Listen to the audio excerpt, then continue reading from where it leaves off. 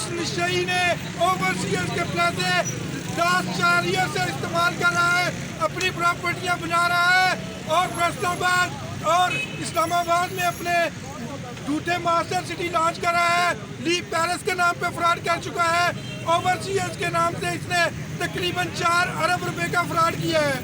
हम वज़ीर आज़म पाकिस्तान से गुजारिश करते हैं इमरान खान से कि वो इसका नोटिस ले और इस जो अपने बाप की औलाद नहीं है हमारी जान छुड़ाए और जालिम भेड़िया हमें प्लाट दे। इसने 4 साल ओवरसीयर्स के नाम से हमें लूटा है और हमारी सारी मेहनत की कमाइयों पे ये सांप बन के बैठा हुआ है।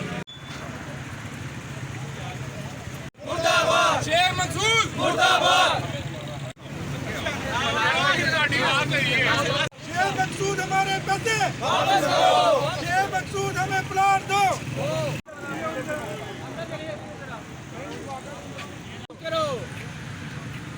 जुल्म के ये ज़ाब